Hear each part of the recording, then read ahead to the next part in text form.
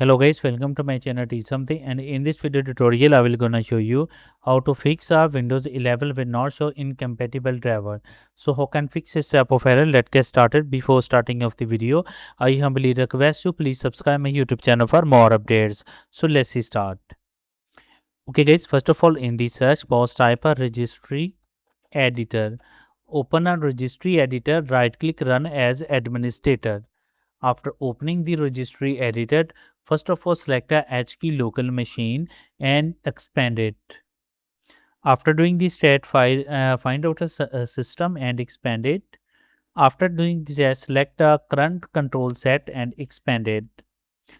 After doing this stat, select a control and expand it. After doing the stat, find out a device guard. Now here is a device guard and expand it. Select a scenarios and expand it. After doing the stat, right click on a scenario and select a new and set a key.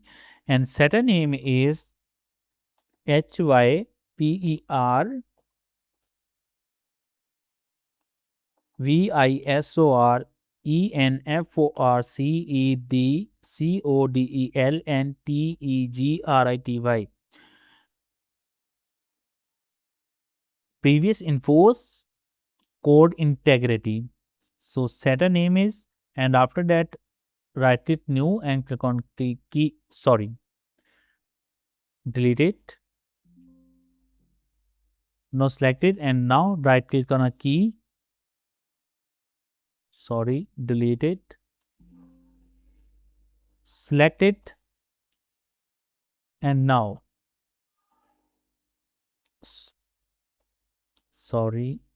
now delete it and select a right click and select a 32-bit value.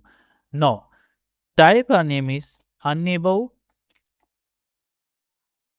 open it and set a value that is 0 to 1. Close it, close it, close it and restart your computer.